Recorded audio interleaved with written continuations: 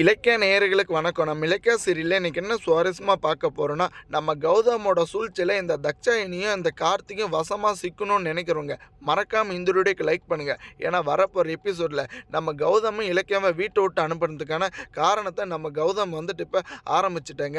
ஏன்னா நம்ம வந்துட்டு எந்த இடத்துல தப்பு பண்ணோம், எந்த ஒரு டாக்குமெண்ட் வந்துட்டு நம்ம கையெழுத்து போட்டோம், நம்மளோட கையெழுத்து வந்துட்டு எப்படி மாறுச்சு அப்படின்ற ஆலோசனைக்கு போகிறாங்க.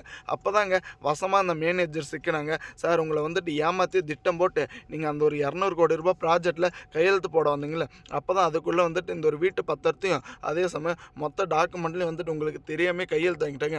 அன்றைக்கி உங்களை கோவப்படுத்துனதுனால தான் நீங்கள் அவசரமாக அந்த ஒரு டாக்குமெண்ட்டில் கையெழுத்து போட்டிங்க.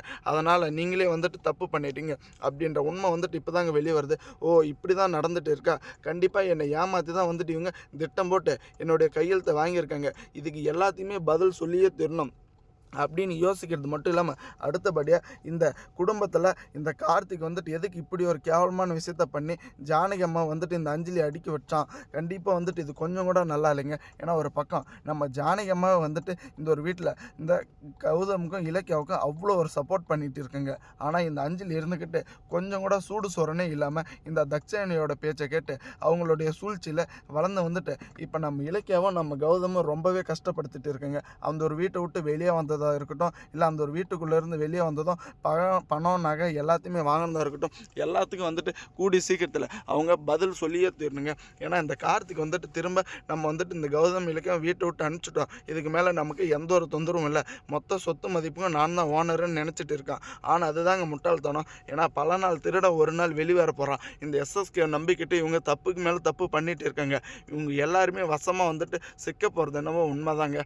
ஏன்னா எப்படியாச்சும் வந்துட்டு இந்த பைரவி நினச்சதை சாதிச்சிட்டோம் அப்படின்னு நினச்சிட்டு இருக்காங்க. ஏன்னா இலக்கியாவை வந்துட்டு வீட்டை விட்டு அனுப்புறதே ஒரு சாத்தியமாக வந்து இந்த பைரவி வச்சுட்டு இருந்தாங்க. அதே சமயம் பார்த்தீங்களன்னா இந்த எஸ்எஸ்கே அவ்வளோ தைரியமாக இருக்கான். ஏன்னா நம்மளுக்கு வந்துட்டு தொழில் ரீதியாக இருந்தது இந்த கௌதம் தான் எதிரி.